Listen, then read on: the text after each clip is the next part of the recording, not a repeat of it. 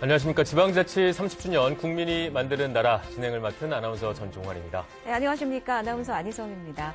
자, 국민이 만드는 나라 오늘이 세 번째 방송인데요. 네. 오늘의 주제가 내가 만드는 정부입니다. 그렇죠. 내가 정부를 만든다. 맞습니다. 우리가 선거를 늘 하기는 하지만 네. 아마 이 의미는 조금 더 적극적으로 참여를 하는 지방정부를 얘기하는 것 같은데 어떤 참여를 할 수 있을지 벌써부터 좀 궁금하기도 하고 말이죠. 네. 그렇습니다. 그 궁금증을 함께 풀어주실 네 분을 먼저 소개해 드리겠습니다. 네. 자치분권위원회 김소는 위원장 나와주셨습니다. 안녕하십니까? 안녕하세요. 네, 반갑습니다. 네, 카톨릭대학교 행정학과 최원호 교수 나오셨습니다. 반갑습니다. 네, 반갑습니다. 행정안전부 임상규 자치분권 정책관 나오셨습니다. 안녕하십니까? 반갑습니다. 네, 그리고 경희대학교 김태영 교수 나오셨습니다. 반갑습니다. 네, 반갑습니다. 네, 오늘 출연해 주셔서 모두 감사드리고요. 좋은 말씀 많이 기대를 해보도록 하겠습니다. 네. 저희가 처음에 프로그램 시작하면서 세계 여러 나라의 지방정부 형태를 좀 그렇죠. 살펴봤잖아요. 네. 근데 위원장님, 이 영상을 보니까요. 각 나라의 지방정부들의 어떤 운영 방식, 구성의 어떤 형태가 다 똑같이 일률적이지 않네요. 그렇죠. 그렇습니다. 각 국가의 문화, 역사, 전통에 따라 차이가 많이 나거든요. 네. 그래서 이제 흔히 지방정부의 백화점이라고 하는 그 미국의 예를 간략하게 소개해드리면 우리나라는 지방정부가 기초 226개, 광역 17개에서 243개가 있는데 미국은 한 8만여 개가 있습니다. 와. 네. 그중에서 우리나라 시군구나 시도와 같은 일반 지방자치단체가 한 3만 개, 그다음에 특별구, 교육구를 합해서 한 5만 개 정도 됩니다. 그런데 이 8만여 개가 상세하게 해보면 다 다르다는 거죠. 네. 초기에는 아무래도 인구가 작지 않았겠습니까? 그러니까 동네에 무슨 문제가 있으면 직접 모여서 직접 투표할 수 있는 여건이 됐을 때 그 전통이 갖고 있는 데를 우리가 타운 미팅이라고 합니다. 주민총회와 같은 거죠. 그 다음에 이제 아무래도 인구가 늘어나니까 이제 대표를 뽑고 주민을 대표하는 대표들이 지방정부를 꾸려가는 걸 우리 기관 통합형이라고 하는 거고, 그러니까 시장은 별도 필요 없었죠, 그 당시에. 네. 네. 그러니까 의원들만 뽑으면 의원들이 정책 결정도 하고 또 집행에도 참여하는 형태, 이걸 위원회 형태라고 하고, 또 미국의 아직 다수의 도시들이 이 제도를 채택하고 있습니다. 그런데 이제 인구가 늘고 동네 문제가 복잡해지면 또 리더십이 좀 필요하잖아요. 그렇죠. 예, 그래서 이제 선출직 시장을 뽑는데도 시장의 권한을 많은 강시장을 택한 지역도 있고, 네. 시장을 권한을 때 제한적으로 주는 약시장도 있었습니다. 네. 그러다 이제 19세기 말에 들어오면서 이 선출직 시장들이 조금 일탈을 합니다. 예, 그래서 이제 요거를 제도적으로 보완하려고 그래서 CD 매니저라고 하는, 그러니까 행정 전문가를 집행의 책임자로 모시는 매니저, CD 매니저 형태를 채택하는데, 네. 그게 지금 미국은 한 인구 한 20만 중소도시 한 60, 70%가 CD 매니저 타입입니다. 그러니까 말씀을 들어보니까 미국 한 경우만 하더라도 지역의 특성이나 특색에 맞게 지방자치단체의 형태나 구성이 굉장히 다양하군요. 아, 그렇습니다. 네. 예, 그래서 이제 우리가 백화점이라고 하는 거죠. 그래요? 네. 예. 네, 그럼 최원호 교수님께 좀 여쭤보고 싶은데 이제 해외에서는 다양한 이런 지방 정부의 형태가 존재를 하는데 우리나라는 그렇게 다양하다고 말하기 좀 어려운 상황 아니겠습니까? 다양한 게 아니고요. 그렇죠. 여태까지는 획일적으로 획일적이죠. 한 가지 형태밖에 없었습니다. 네. 네. 우리가 오늘 주제가 되는 기관 구성이라고 표현을 하지만은 네. 쉽게 이해하면 지방정부 형태라고 이해하시면 됩니다.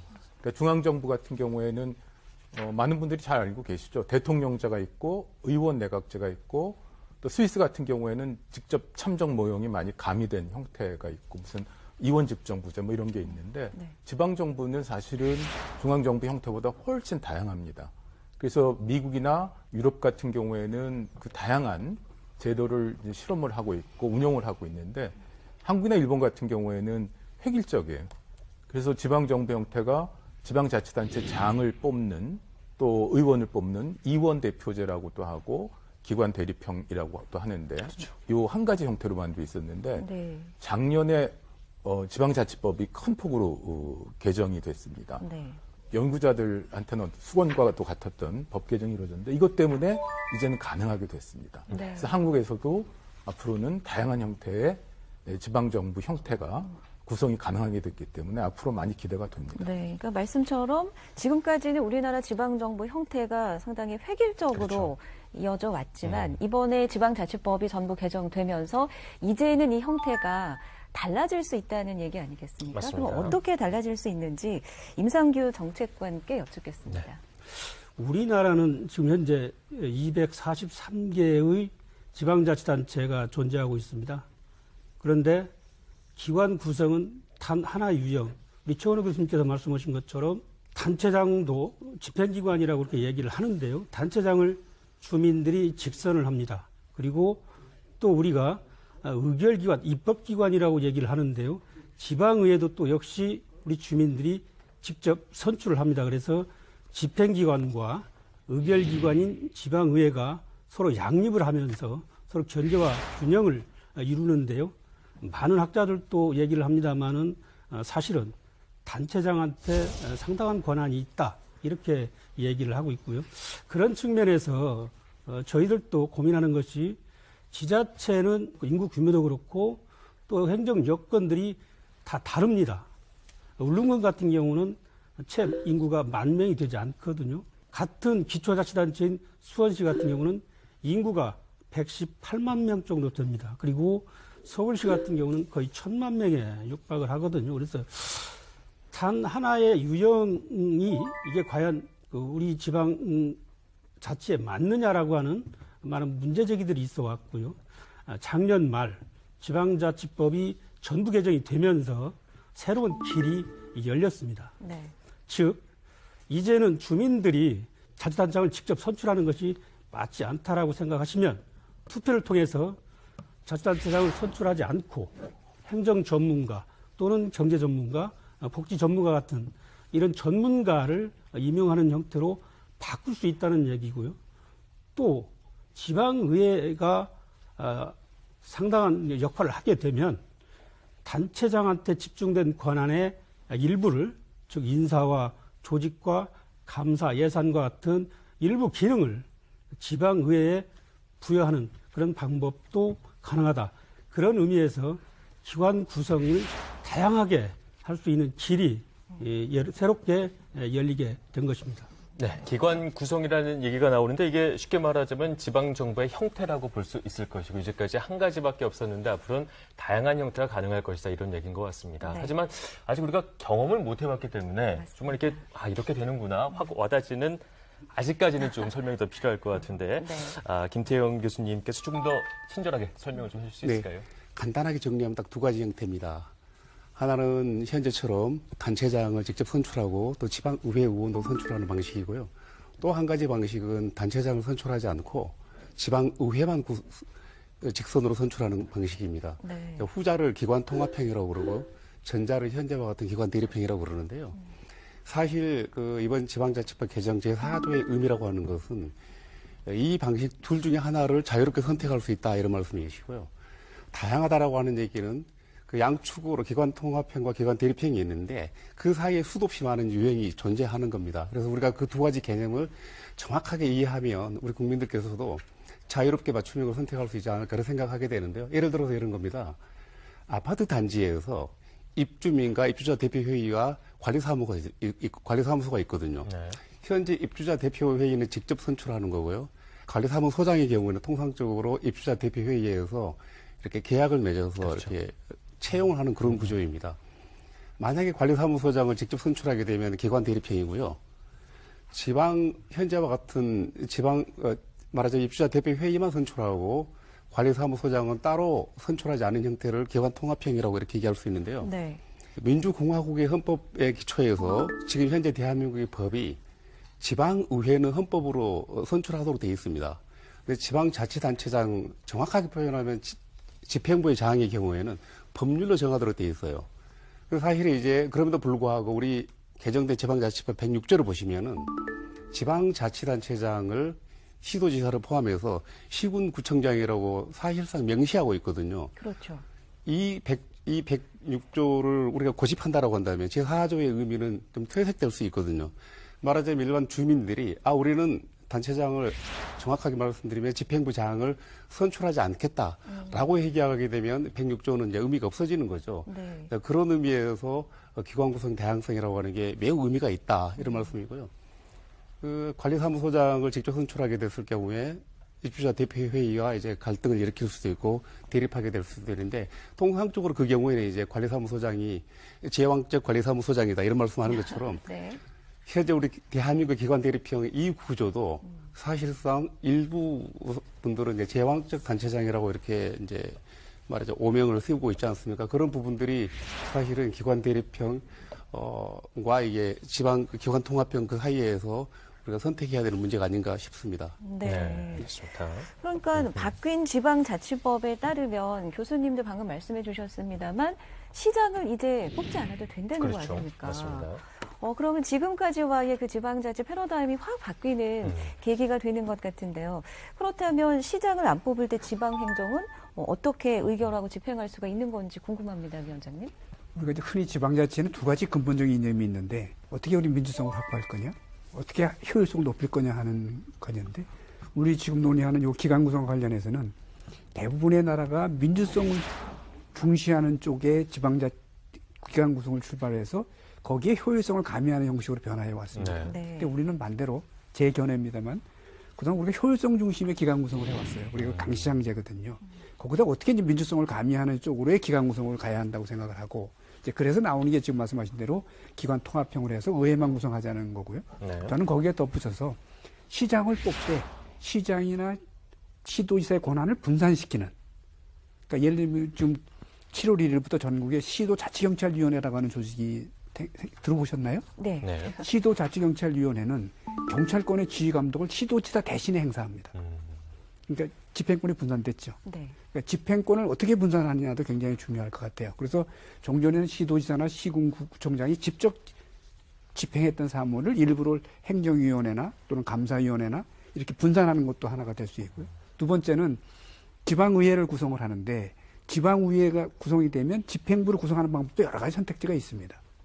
지금 말하자면 CD 매니저 같이 시 전문가를 두는 방법도 있고 또는 지방의회 위원회들이 집행위원회가 돼서 집행부에 참여하는 방법도 있는데 이 다양한 방법들을 지방이 선택하게 하는 거는 맞는데 네. 직접적인 창의적 아이디어를 낼 거냐 아니면 대통령령에 이러이러한 선택지 1, 2, 3을 주고 그중에서 하나를 선택해야 될까 뭐 이런 게 또 생각되지 않습니까? 네. 그래서 좀 제 생각에는 각 지역에 어떤 모양을 디자인하기보다는 우리가 좀 처음이고 하니까 지역 사정에 맡겨서 기관 구성을 다양한다고 전제하에 몇 가지 중요한 선택지를 주고 그 선택 중에 주민들이 선택할 수 있도록 뭐 이렇게 하는 방향도 상당히 집행의 효율성을 높이는데 네. 도움이 되지 않을까 이렇게 그러니까 생각하고 그 결정을 있습니다. 주민 투표를 통해서 결정한다는 그렇죠. 거죠. 주민투표를 선택지 우리는 1번을 하겠다. 우리 2번을 하겠다. 뭐 이렇게 하는 게 좀 현실성이 높지 않을까 이런 생각입니다. 네. 네. 지방 정부를 운영함에 있어서 효율성과 민주성이 반드시 중요한 부분인데 이제까지 우리나라는 효율성에 더 가치를 많이 뒀다는 얘기고 네. 이제 앞으로 이제 이거를 어떻게 좋아하고 이거를 지방 주민들이 정할 수 있다 이런 얘기인 것 같은데 네, 여기에 민주성을 이제 더 맞습니다. 강화시키는 거죠. 그러면 행안부에서는 이제 자치분권을 담당하시니까요. 이렇게 기관 구성이 다양화되는 것에 대해서 어떤 시각으로 보고 계십니까? 같은 생각을 공유하고 있습니다. 여건과 규모 특성이 다 다른데 네. 그걸 단 하나의 유형으로 해결하는 부분은 맞지 않다. 앞으로도 그런 문제점들은 더욱 드러날 것이다라고 하는 부분이고요. 그래서 지방자치법 전부 개정에 기관 구성 형태 다양화가 반영이 된 것이고요.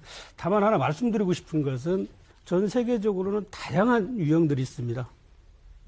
그 많은 유형들을 우리 이 지방정부 형태에 바로 도입하는 것은 상당한 문제가 있다라고 하는 의식을 갖고 이 문제를 좀 접근하고 있는데요. 기본적으로 지방의회 중심으로 가야 된다고 하는 부분에 있어서는 공감을 합니다. 네. 다만 우리나라 지방정부에 도입 가능한 그 기관 구성 형태에 대해서는 저희들이 우리나라의 어떤 그 지방자치의 어떤 정치, 경제적 맥락 또는 역사적 경험 또 우리의 어떤 그 특성 또 국민들께서 어떤 생각을 하고 계시는지 이런 부분들을 좀 종합적으로 좀 수렴을 해서 몇 가지 실현 가능한 방법들을 좀 고민하고 있습니다. 그래서 현재 저희들이 우리나라에 적합한 그런 어떤 지방정부 구성 형태를 다양한 외국 사례 또 전문가와의 토론, 또 국민 그 여론도 한번 인식조사도 한번 저희들 한번 해봤습니다.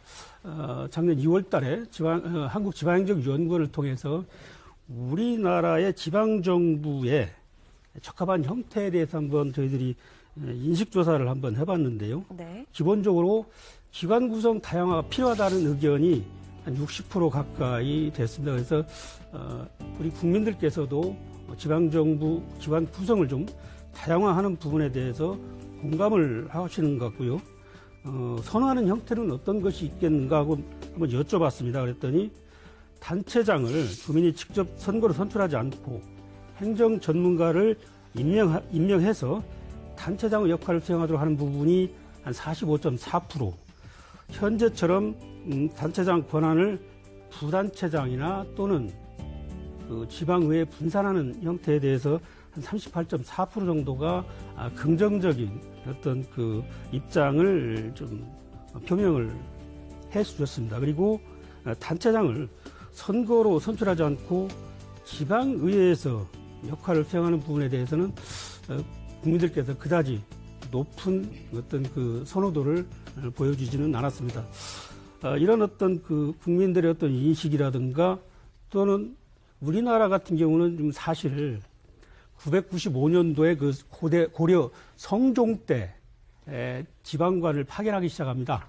1000년 이상을 단체장이 중심이 되는 그런 형태를 지금까지 유지해 왔거든요. 그래서 그걸 하루아침에 지방의회가 정책 결정과 집행기능까지를 다 하는 부분에 있어서는 상당한 좀 어려움이 있지 않겠느냐 하는 생각을 갖고 실무적으로 다양한 안을 검토하고 있다는 말씀을 드립니다. 네, 그러니까 좀 연착륙을 시킬 필요가 있다는 말씀을 드리네요. 예, 그렇습니다. 네. 그러니까 지방의회를 중심으로 한 지방자치가 돼야 된다는데 큰 틀에는 이견이 맞습니다. 없습니다만 이제 그 기관 구성 형태의 다양화, 이걸 어떻게 할 것인지에 대한 세부적인 내용은 앞으로 논의가 좀 더 필요한 부분으로 느껴지는데 교수님 어떻습니까? 우리가 지방정부 기관 구성을 다양화할 때는 역사적인 전통이나 이런 것도 고려를 해야 되지만 지방자치단체 규모도 굉장히 중요한 고려 요인 중에 하나라고 생각을 합니다. 이를테면은 세계 많은 나라에는 지방자치단체 계층이 있는데 광역정부도 있고, 광역정부라고 하면 우리나라 시도 같은 거죠. 17개. 우리나라 기초정부는 230개 가까이 되는데, 우리나라 기초정부는 굉장히 규모가 큰 편입니다. 프랑스 꼬미는 36,000개나 됩니다. 일본의 기초정부는 지금 1,800개지만, 메이지 초기에는 무려 7만 개나 있었습니다. 네. 이란 얘기는 기초정부가 우리나라 읍면동보다도 훨씬 작은 규모입니다. 그렇죠. 그렇게 작은 규모에서는 민주주의 이념을 구현하기가 쉽습니다. 가령 1000명도 안 되는 자치단체라고 하면은 무슨 공회당이라든지 강당이라든지 이런 데 나와서 실제 토론도 해볼 수 있고 하기 때문에 그런 조그만 자치단체하고 서울처럼 굉장히 규모가 큰 자치단체는 다를 수밖에 없습니다. 그래서 규모가 클수록 효율성을 생각하고 규모가 작을수록 어떤 민주성이라든지 직접 민주주의를 가미한 정부 형태 구성이 가능한데 오늘 주제가 국민이 만드는 나라. 내가 만드는 정부. 예, 30주년이 굉장히 짧은 것 같지만은 우리 역사 속에서도 자치 전통이 굉장히 있기 때문에 그런 것들을 잘 고려를 해서 이제 계기가 만들어졌기 때문에 시행착오는 좀 하겠지만은 적극적으로 다양한 형태를 좀 실험해보는 계기로 삼았으면 좋겠다라는 게 제 의견입니다. 지방 정부의 형태도 물론 중요하겠지만 본질적인 질문을 하나 좀 위원장님께 드리고 싶은 게 결국 지방의회가 중심이 돼야 되는 가장 큰 이유, 네. 그 이유는 어디 있다고 보시는지도 궁금합니다. 좀 몇 번 나오겠지만 민주성의 확보입니다. 그렇죠. 네, 다수의 의원들이 단일의 시장, 선출직 시장보다는 대표성이 높잖아요.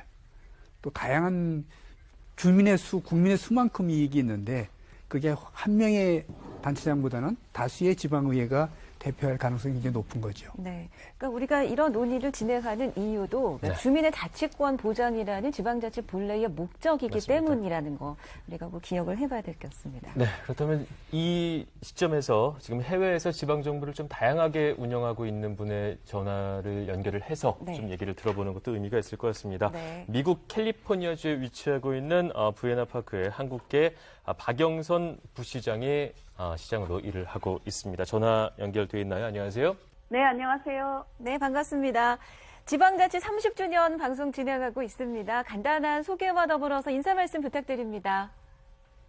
네, 저는 캘리포니아에 있는 오렌지 카운티에 소속된 한 지방자치 도시인 부에나파크 시의 박영선, 영어 이름은 써니파크 부시장입니다.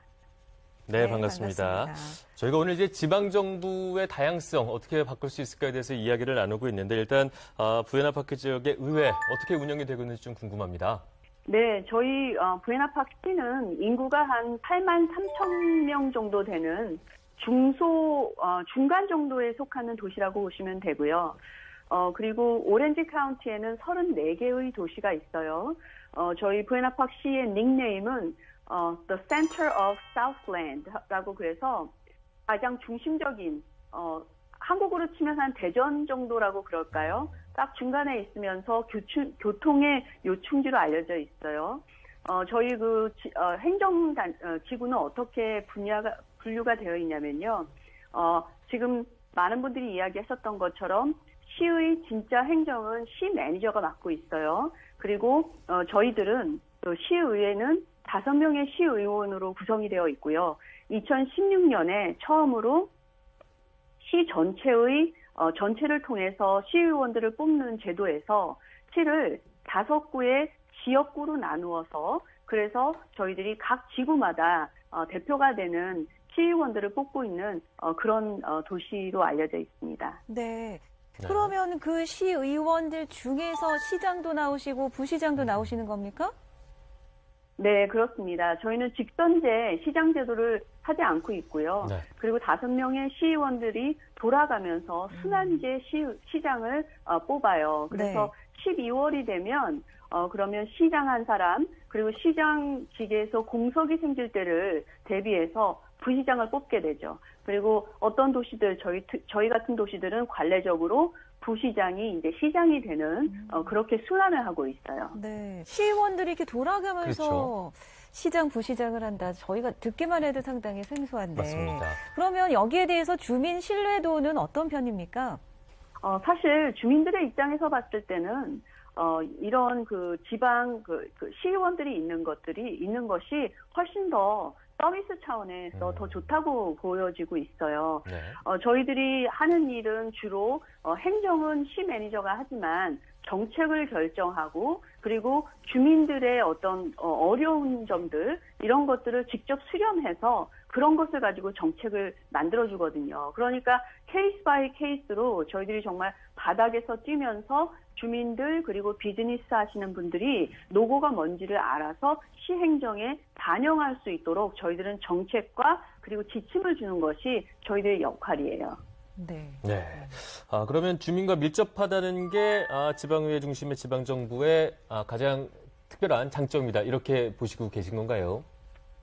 네, 맞습니다. 제가 저희 최근에 오렌지 카운티에 있는 도시들 중에서 몇몇 도시들이 특히나 규모가 그렇게 크지 않은 도시들, 예를 들면 한 30만 명 정도 미만의 도시들은 저희 같은 제도들을 따르고 있어요. 그래서 순환제 시장을 하는데 최근 조그만 도시들이 직선제 도시로 직선제 시장으로 바꾸는 이런 노력들을 하고 있었고요. 그리고 저희 시에서도 이번 초반에 저희 이제 미국은 얼마 전에 선거구 조정이 지금 이제 시작이 되고 있는데요. 그래서 직선제 시장을 실제로 제안하기도 했었어요.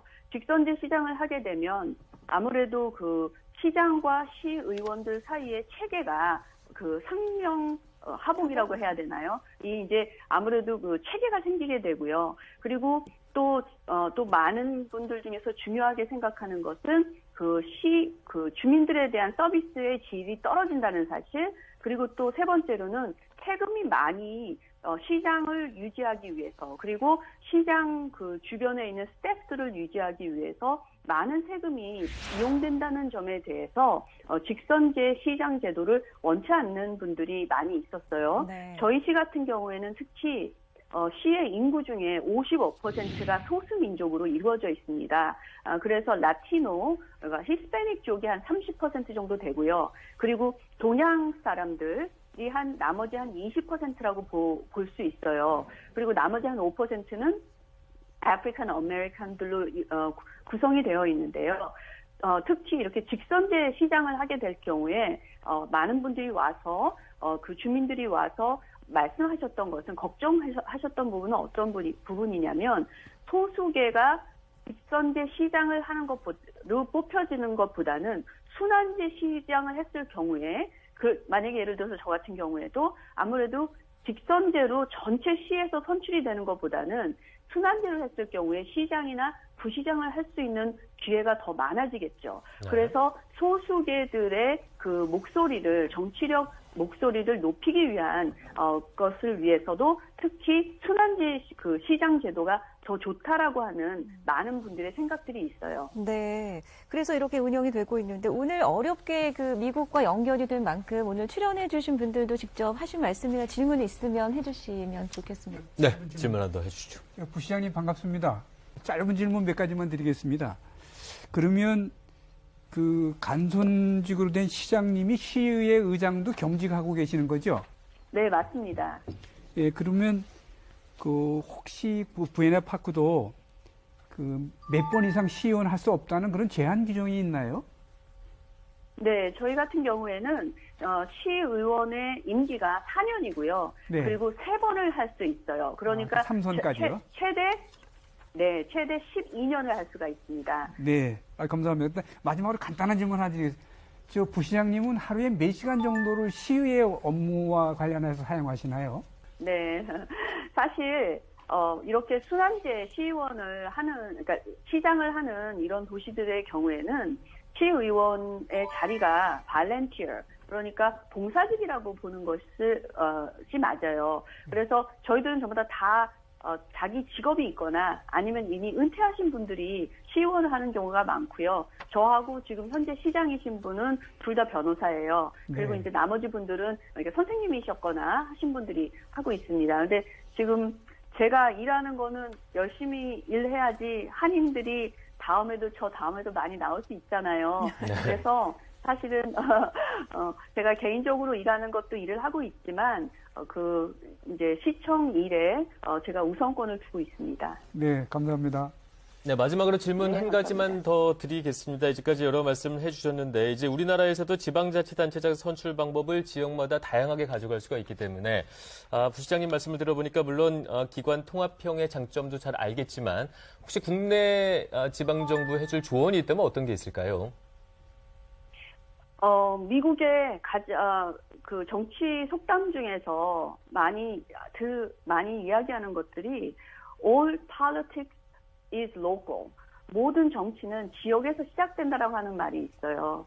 그만큼 미국은 크고 그리고 그 각각 지역에 있는 어떤 어떤 현안들을 가장 알 수 있는 사람들이 시의원들이기 때문에 그렇거든요. 그런데 그렇기 때문에 저희들은 특별히 emergency power나 이런 것들이 있어서 저희들이 직접 조례를 만들고 그리고 그런 지방 행정법들을 만들 수 있는 파워가 많고요. 그리고 특히 코로나 동안에 그런 파워가 있었기 때문에 저희 캘리포니아나 아니면 저희 상급 그 지방 단체인 오렌지 카운티 같은 경우에 예를 들어서 마스크를 쓰는 문제에 대해서 오렌지 카운티 슈퍼바이저 쪽에서는 아주 클리어한 이런 디렉션을 내지 않았을 때가 있었는데요. 저희 시에서는 오렌지 카운티에서 가장 첫 번째 시로서 마스크를 쓸 수 있도록 특히 필수 업종에 일하고 계신 분들을 보호하기 위해서 저희들이 그런 조례를 내놨어요. 그러면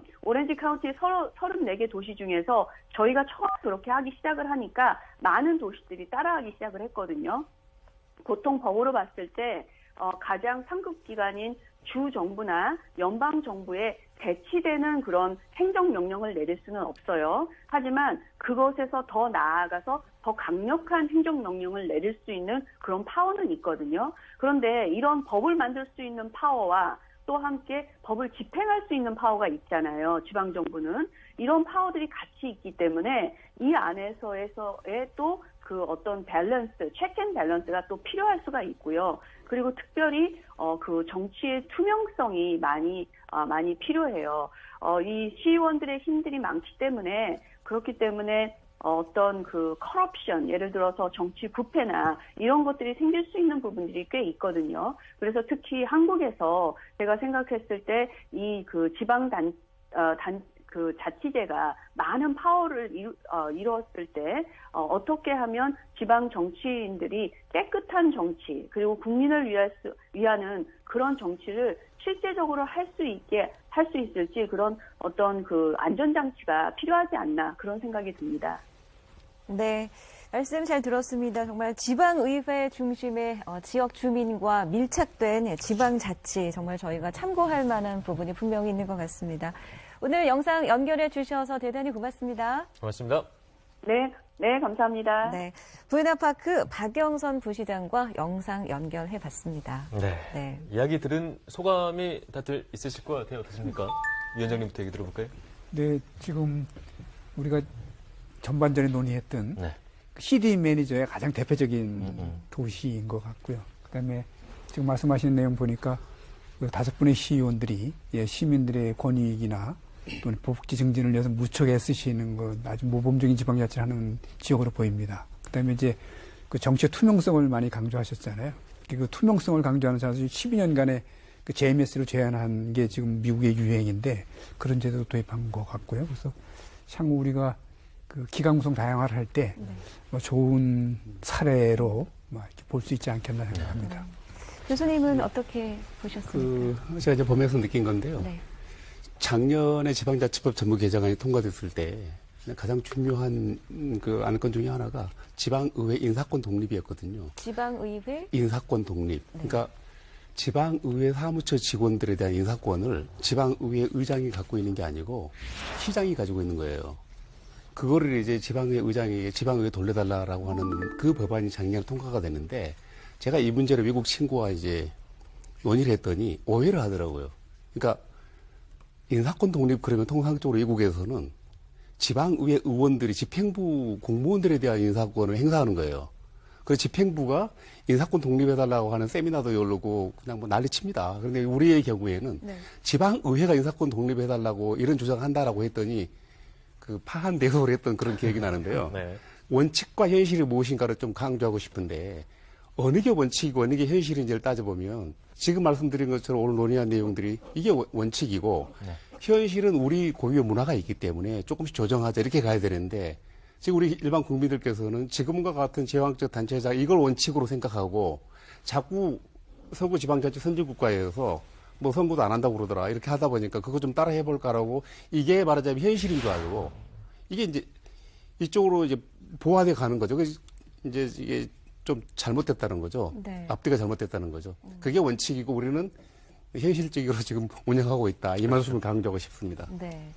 저도 한 말씀 더 네, 보태고 싶은데요. 그 한국에서 지방자치 이야기를 하면은 우리 연구하는 사람은 그렇지 않은데 일반인 중에는 지방자치 그거 꼭 필요한가? 그럼 뭐하러 해? 뭐 효율적이지도 않고 이런 인식들이 적지 않습니다. 적지 않은데 지방자치라는 거는 아까 그 박영선 부시장도 인터뷰 중에 마지막에 이런 얘기를 했어요. 모든 정치는 지방에서 나온다. 지방에서부터 시작된다. 그리고 이제 지방에서 자율적으로 결정할 수 있는 게 많다. 이런 얘기를 했는데 사실 한국 사람들은 중앙 집권적인 정치 질서에 익숙해서 그런지 자기 동네, 자기 지역 정치 얘기는 거의 안 하죠. 대선 맨날 대선 얘기하고 중앙 정치에 관심이 있고 이건 굉장히 좀 문제라고 봅니다. 문제라고 볼 수 있는 게 사실은 그 헌법에도 지방자치라는 게 헌정 원리거든요. 규정이 돼 있고 민주주의의 학교라는 얘기를 했어요. 토크비라는 사상가는.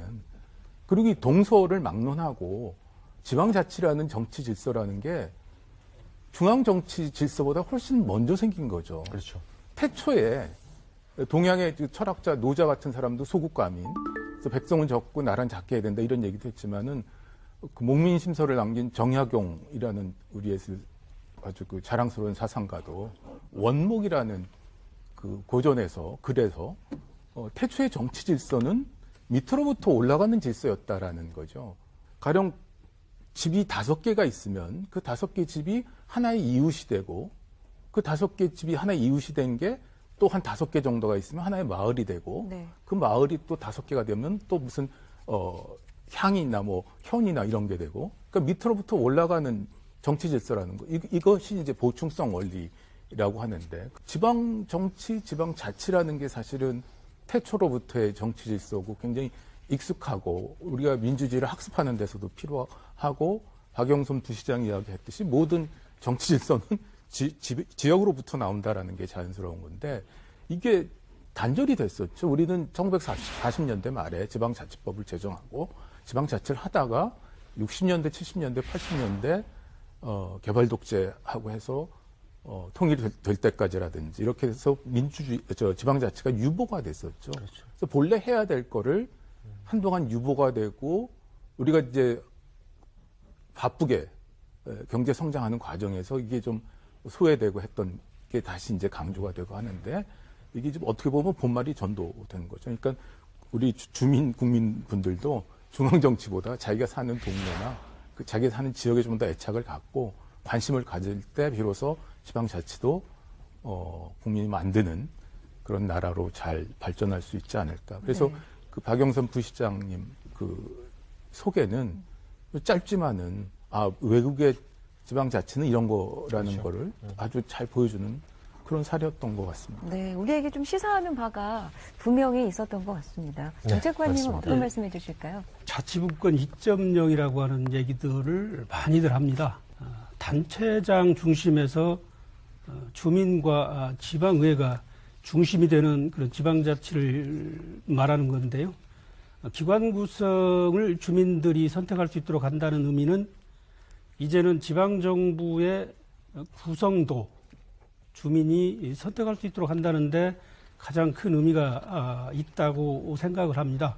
그리고 또 하나 말씀드리고 싶은 것은 많은 그 새로운 제도들을 만드는 데 있어서 외국 사례를 참고는 하고 있습니다만은 우리의 어떤 현실과 여건, 풍토, 또 국민들의 어떤 수용성 이런 부분들을 종합적으로 고려해서 우리에게 맞는 그런 어떤 제도를 만드는 게 중요하다고 생각을 하고요. 많은 전문가들과 국민들의 의견을 들어가면서 혼란 없이 새로운 제도가 잘 안착해서 주민들께서 실제로 그런 혜택을 또는 그 효과를 직접 느끼실 수 있도록 잘 제도를 만들어 가도록 그렇게 하겠습니다. 지난해 12월 지방자치법 전부 개정안이 국회를 통과해 내년 1월 시행을 앞두고 있는데요. 32년 만에 큰 변화를 맞은 지방자치법, 어떤 변화가 생겼을까요? 개정된 법률에서 주목받고 있는 것 중 하나가 특별지방자치단체에 관한 규정입니다. 2개 이상의 지방자치단체가 공동으로 특정한 목적을 위하여 광역적으로 사무를 처리할 필요가 있을 때 특별지방자치단체를 구성할 수 있습니다. 이에 연대와 광역화를 필요로 하는 전국의 각 지방자치단체들이 모여 특별지방자치단체 설치를 추진하고 있습니다. 변화하는 대한민국의 특별지방자치단체는 어떤 모습일까요? 근데 위원장님, 우리 지방정부 하면은 기초와 광역으로 이렇게 이분화돼 있지 않습니까? 네. 그런데 여기와는 또 별도로 따로 특별지방정부를 따로 둔다는 그런 개념인가요? 그렇습니다. 이제 가장 큰 차이는 가령 예를 들면 인천광역시 밑에 구가 있잖아요. 네. 자치구라고 부르는데 인천광역시도 또 자치구도 그러니까 일반 지방자치단체입니다. 이 말은 하는 기능이 많은 거죠. 지금 지방자치단체 업무가 한 3,000개 정도 되니까요. 하는 일이 많은데 특별지방자치단체는 2개 이상의 지방자치, 기초도 되고 광역도 되고 네.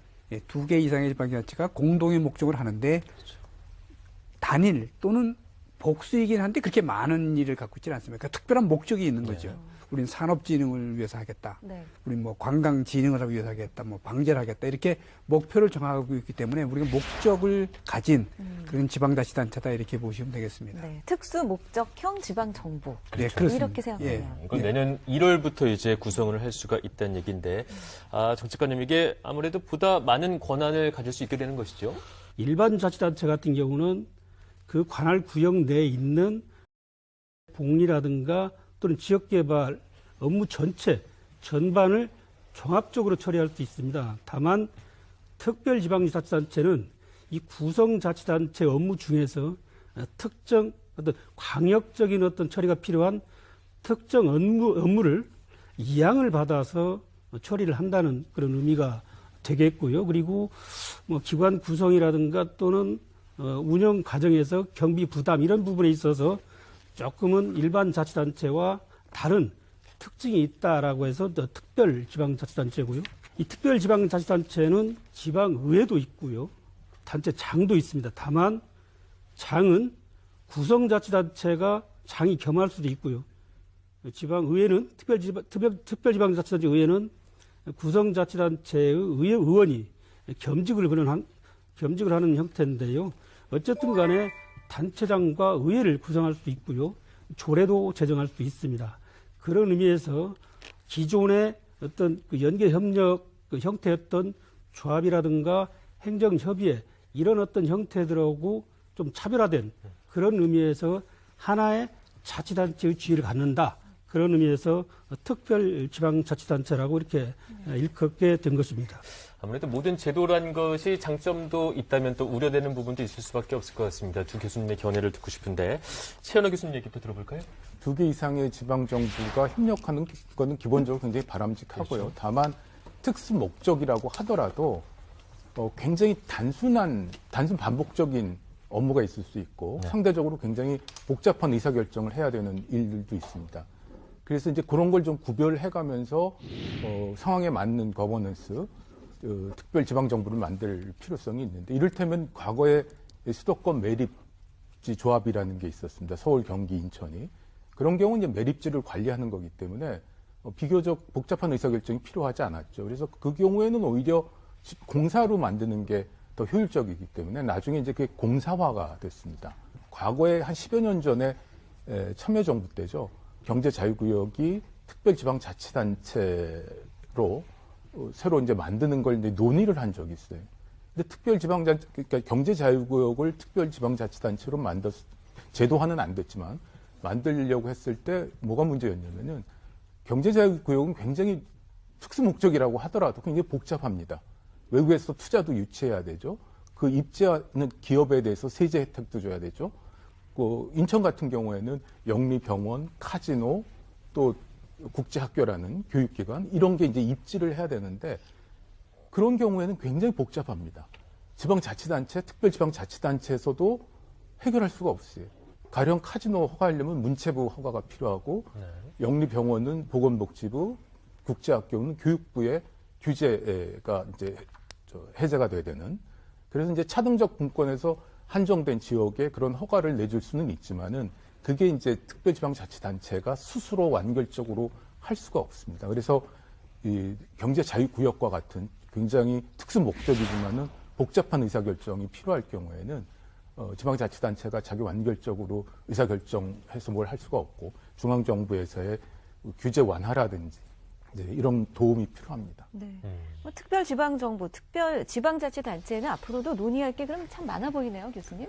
사실 특별지방자치단체가 지방자치법 정부 개정안에 들어가서 저는 사실 이 부분이 굉장히 중요한 대한민국 지방자치 전기다 이렇게 생각되는데요. 우리 지금 243개 지방자치단체가 또 보통 지방자치단체를 그냥 지방자치단체로 부르는 거고요. 아까 우리 위원장님께서 말씀하신 것처럼 보통 한 11개 대분야로 해서 한 13,000개 정도 사무를 수행합니다. 이게 지방행정을 종합행정이라고 하는 이유가 사실 우리가 태어날 때부터 어느 지방자치에 속하고 거의 모든 일을 다 처리합니다.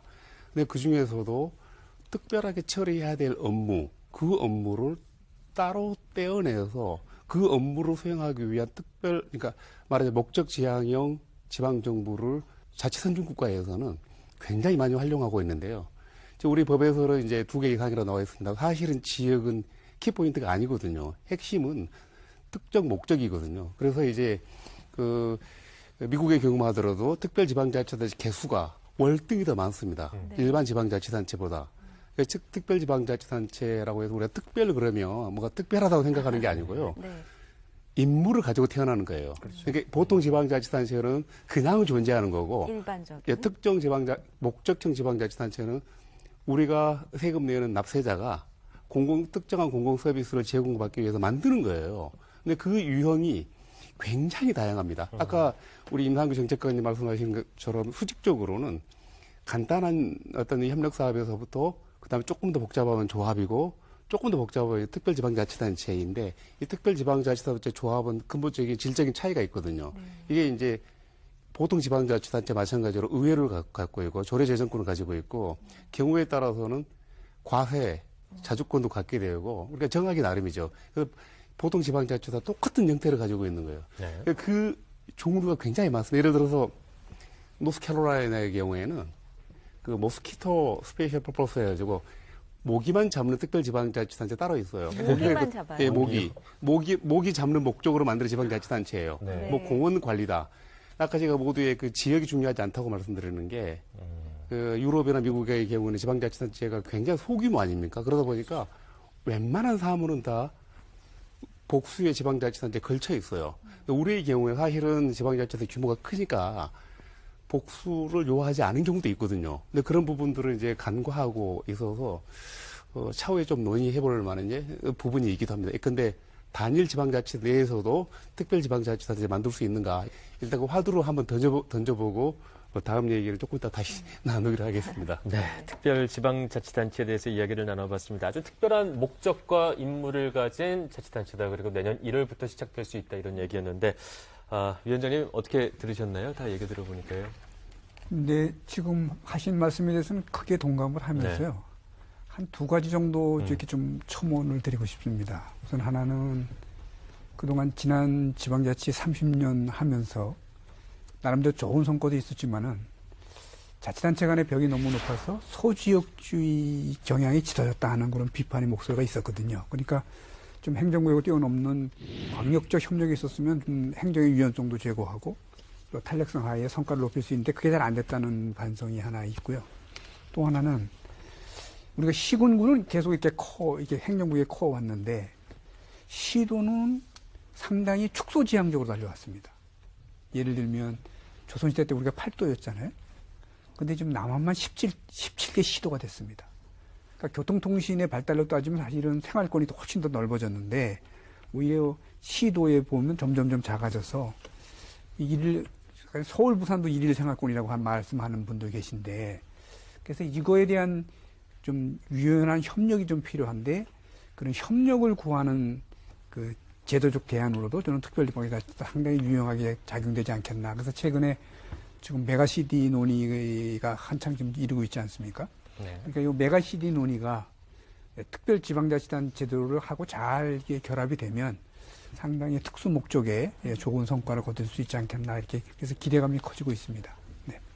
근데 또 어떤 분들은 또 이런 시각이 있습니다. 네. 그러니까 이번에 개정된 지방자치법에 의하면 특별지방자치단체를 설립할 때는 행정안전부 장관의 승인을 얻도록 돼 있다. 이게 그런데 또 중앙 집권적인 요소가 여전히 있는 게 아니냐 이런 그렇죠. 비판적인 시각에 대해서는 정책관님께서 한 말씀 해주실까요? 예, 좀 말씀을 좀 드리겠습니다. 네. 지방자치단체를 설치할 때는 법으로 설치하도록 되어 있습니다. 네. 그런데 이 특별지방자치단체 같은 경우는 아까 말씀드렸다시피 자치단체의 하나의 특수한 형태거든요. 법으로 법률을 제정해서 특별지방자치단체를 설치하도록 하면 너무 절차가 좀 복잡하고 어렵다는 얘기죠. 그래서 행안부 장관의 승인을 거치도록 했는데요. 특별지방자치단체가 설치가 되면 그 특정 사무에 대해서는 관할권이 이관이 됩니다. 그럼 그에 따라서 처리 주체, 즉 행정청이 바뀌거든요. 그렇기 때문에 그런 법적 효과가 또 있고요. 또 저희들이 이제 규약을 승인하는 건데 규약에는 특별자치단체의 모든 것이 담겨 있습니다. 기관 구성부터 경비를 누가 어떻게 부담할지, 그다음에 지방의회는 어떻게 구성할지, 단체장은 누가 할지, 그다음에 어떤 사무를 할지 많은 부분들이 규약에 담겨져 있는데요. 그 규약이 관련 법률이라든가 또는 지방자치법 또는 지방공무원법 또는 많은 그 법률, 개별 법률에 부합하는지에 대해서 한번 스크린 한번 해볼 필요가 있는 거고요. 또 하나는 특별지방자치단체에서는 국가 사무를 위임받거나 또는 위탁을 받아서 처리를 할 수가 있거든요. 그럴 때 저희 행정안전부가 그 소관 부처를 설득을 해서 특별지방자치단체의 사무로 좀 지원해 줄 수 있다. 그런 측면에서 보면 뭐 통제라기보다는 저희들은 지원이라고 이렇게 생각을 좀 하고 있고요. 아까 조합 얘기 나왔잖아요. 조합을 설립할 때도 그 행정안전부 장관의 승인을 받습니다. 네. 하물며 네. 특별지방자치단체를 설치하는데 저희 행정안전부가 뭐 규약을 승인한다고 그래서 네. 그걸 통제로 인식하는 것은 조금은 저희들 입장에서 보면 조금은 억울하다. 네. 이렇게 말씀드리겠습니다. 네. 네, 그럼 이쯤에서 특별지방정부를 구성하고자 노력하고 있는 지역의 목소리를 연결해서 들어보도록 하겠습니다. 이환주 남원시장님 연결돼 있습니다. 안녕하세요. 네, 안녕하세요. 반갑습니다. 네, 반갑습니다, 시장님. 자, 네. 국민이 만드는 나라, 내가 만드는 정부. 인사 말씀 잠시 부탁드릴게요. 네, 전 전라북도 남원시장 이환주입니다. 우선 우리 지산권에 있는 7개의 지자체가 그 전에 관광개발협동조합이라는 단체를 만들어서 운영해왔는데 저희가 그 조합의 대표를 맡고 일을 하고 있습니다. 네, 지리산 관광개발조합 말씀을 해주셨습니다. 소개 부탁드릴게요. 우리 지방자치법에 그 지방자치단체 조합이 규정이 있는데 저희 관광개발조합은 지산권에 있는 7개의 지자체가 공동으로 사무를 처리하기 위해서 만드는 조직입니다. 이렇게 기초지자체로 구성된 최초의 지방자치단체 조합으로서 지난 2008년도에 설립이 되었죠. 지사는 잘 아시는 것처럼 우리나라 최초로 그 지정된 국립공원 제1호입니다. 1967년도에 지정이 되었는데요. 그 당시는 지금과는 사뭇 많이 다른 면이 있어서 거의 지산이라고 하더라도 헐벗은 산이었죠. 그래서 지역 주민들이 뜻을 모아서 국립공원으로 지정하고 또 그걸 갖고 왔습니다. 지금은 지산은 그 절경을 찾아서 많은 관광객이 찾아오고 있죠. 1998년도에 지방자치가 시작되고 그래서 각 지자체마다 자기 지역 발전을 위해서 관광 자원을 개발하기 시작할 때 우리 지산권에 있는 지방자치단체장들은 지역 주민들 뜻을 모아서 지산권을 공동으로 발전시키기 위한 논의를 시작을 했습니다. 그렇게 함으로써 불필요한 그 중복 투자를 줄이고 또 지산에 있는 통합 문화권의 어떤 정체성을 지키기 위해서 많은 노력을 기울여 왔습니다. 그러한 지난 10년 동안의 노력으로 국가 예산도 확보하고 설립된 것이 바로 지산권 관광개발조합이 되겠습니다. 네, 말씀 주신 대로 일단 조합으로 시작을 했지만 내년 1월부터는 이제 목적형 지방정부를 설립을 할 수가 있습니다. 전환하실 마음이 있으신가요? 그렇습니다. 아주 절실합니다. 절실하고요. 말씀드린 것처럼 2008년도에 설립이 된 관광개발조합을 저희가 10년 동안 운영을 해봤는데 나름대로 성과도 있었습니다. 또 많은 한계를 제가 느꼈습니다. 우선 그 지방자치단체 조합이 가지는 법적인 지위의 한계라고 할 수 있습니다. 이웃나라 일본의 경우는 지방자치단체 조합을 특별 지방자치단체로 인정을 하고 있는데 우리나라는 아직 그런 점에서는 조금 미흡한 현실입니다. 우리 지산권에 있는 그 자치단체는 대부분의 그 재정 자립도가 낮은 지역이기 때문에 그 국가로부터 받는 교부세가 큰 비중을 차지하고 있습니다. 그래서 지자체 조합이 이걸 운영하기 위해서는 각 기관별로 분담을 해야 하는데 사실은 어떻게 보면 이 분담금 내는 것도 쉽지 않은 그런 실정에 있어서 그러나 우리 지금 현재 지방교부세법에서는 지자체 조합도 교부세를 받을 수 있다라고 규정은 되어 있습니다만은 한 번도 받은 바는 없습니다. 그 지방교부세법하고 지방자치법하고 서로 이렇게 상충되는 그런 면이 있어서 그렇다고 볼 수가 있습니다.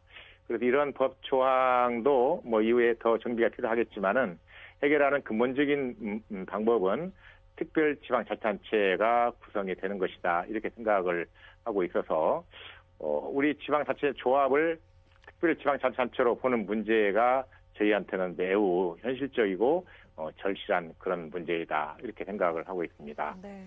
특별지방자치단체가 설립돼야 하는 그 이유를 상세하게 설명을 해주셨는데요.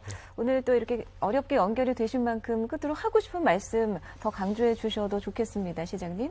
우선 이 우리나라의 지금 이제 지방자치법이 개정되어서 특별지방자치단체를 만들기 위해서 부울경 같은 광역권의 단체는 관심도 많고 또 행정적인 지원 체계가 되어 있는데 실제 우리 지산권에 있는 자치단체 특히 전북, 전남, 경남 이 3개 광역시도에 걸쳐 있는 지자체의 경우는 그 정체성이나 앞으로 사업의 필요성을 보아도 매우 이상적으로 잘 될 수 있는 그런 성격이라고 볼 수 있는데 그러기 위해서는 지금보다는 훨씬 더 많은 국가적인 관심과 지원의 접근이 필요합니다. 그래서 저희는 지금 현재 운영되고 있는 대통령 산하의 지방분권위원회나 또 균형발전위원회에서 제주도 특별법이나 세종시 정도는 아니더라도 그에 준하는 그런 특별한 관심과 지원 체계를 위원회를 두어서 만드는 것이 필요하다 이렇게 생각을 하고 있고 지금 이 차제에 그런 논의가 된 것을 매우 다양스럽게 생각하면서 이번 기회에 우리가 지산권에 있는 특별지방자치단체를 만들기 위한 좋은 계기가 되기를 바라고 보다 더 세심한 지원이 필요하다 이런 말씀을 드려봅니다. 네, 알겠습니다. 귀한 시간 내주셔서 감사합니다. 말씀 잘 들었습니다. 고맙습니다. 네, 감사합니다. 네, 이환주 남원시장과 또 영상으로 말씀 나눠봤습니다. 네. 특별지방자치단체를 강력히 원하는 그런 지역의 목소리를 들어본 건데 어떻게 들으셨나요, 위원장님? 네, 우선 그 시장님 말씀은 크게 두 가지인 것 같습니다. 네. 현재 조합으로 되어 있는 그 협력 조직을 특별지방자치단체로 바꾸시겠다는 계획이시고, 그다음에 그 이면에 가장 두드러진 이유는 교부세 확보를 위해서 필요하다 이렇게 말씀을 하셨어요. 네. 교부세는 이제 일반 교부세하고 특별 교부세가 있는데 네. 일반 교부세는 226개 기초, 17개 시도가 이제 교부세의 대상이고 특별 교부세는 이제 행정안전부가 특정한 목적에서 주는 교부세인데 특별자치단체가 이 일반 교부세의 대상이 될 수 있을지 안 될 수 있을지는 상당히 신중한 논의가 앞으로 좀 필요한 분야가 아닐까 생각이 됩니다. 특별 교부세는 행안부의 결정만 의지만 있으면 가능하지 않겠나 이런 생각이 들고요. 근데 저는 이제 이게 조합에서 특별자치단체로 갈 때의 큰 변화는 저는 이렇게 생각합니다. 우선 그 구성자치단체들이 그 구성 목적에 대한 공감대가 있냐, 필요성이 있냐. 저는 그게 가장 중요하지 않겠나 생각합니다. 그러니까 지금 저희들이 정부가 이제까지 추진해왔던 거는 지역 발전을 하되 지역 발전 주도를 중앙정부가 드라이브를 할 거냐 아니면 지역이 주도할 거냐 하는 차원에서 저희들은 지역이 주도를 하기를 바라거든요. 네. 그래서 지역에서 지역 발전에 대한 디자인을 내놓으면 중앙정부가 도울 수 있는 걸 적극적으로 돕자는 건데 근데 대개 보면 중앙정부의 재정적 지원에 대해서는 다 관심이 많으신데 스스로 지역 내에서 합의를 도하고 하는 데는 조금 좀 부족하지 않냐 하는 그런 생각이 들어서 저는 그다음 두 번째 이 공감대를 갖는다는 뜻은 어떤 뜻이냐 하면 특별지방자치가 이제 구성이 되면 저는 이제 두 가지인데 하나는 구성지방자치단체로부터의 권한과 재원이 이동을 해야 되고 이제 거기에 맞춰서 중앙정부가 이제 지원해주는 시스템이잖아요. 그런데 여기 스스로에 대한 양보나 배려는 거의 없는 거죠. 그렇다면 이게 지역 주도로 갈 수 있다라고 하기가 쉽지 않고 이게 과연 성공으로 가야 되는데 그게 오히려 또 성공을 가로막는 그게 또 되지는 않겠나 하는 그런 마음이 그래서 저는 그런 과정이 지역이 스스로 합의하고 또는 배려하고 양보하는 그 기본적인 틀을 만들어 준다면 중앙정부가 재정적 지원을 하는데도 상당히 원활한 여건을 만들 수 있지 않겠나 이런 생각입니다. 목적형 지방정부에 대해서 이분도 무척 하실 말씀이 많다고 합니다. 염태영 수원시장 연결되어 있습니다. 안녕하세요.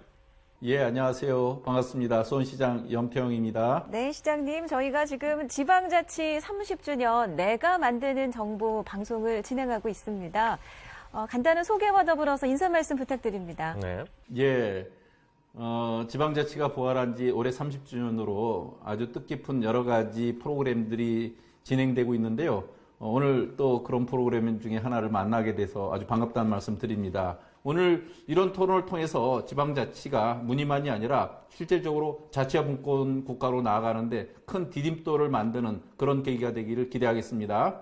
네, 얼마 전 해주신 제안 얘기부터 해보겠습니다. 경기 남부 8개 도시와 함께 특별지방자치단체 설립 추진을 제안을 하셨습니다. 구체적인 내용 소개를 부탁드릴게요. 예, 수원과 수원 주변의 도시들이 경기 남부권에서 반도체 산업으로 동질감을 갖고 있는 도시들이 있습니다. 수원, 성남, 안성, 용인, 이천, 평택, 화성, 오산 이렇게 경기 남부 8개 도시가 모여서 미래형 스마트 벨트 연합체를 구성했습니다. 이것은 작년 말에 만들어진 제4차 수도권 정비계획 그리고 또 K반도체 전략 이것은 올해 5월에 만들어졌는데요. 이런 것에서 반도체 도시로서 반도체 벨트로 언급된 도시입니다. 그래서 이들 도시가 국내 반도체 산업 부가가치 생산의 83%를 전체 차지하고 있는데 이런 도시들이 모여서 지방정부 플랫폼을 구축해서 특별 지방자치단체를 구성하자 이렇게 제가 제안을 했습니다.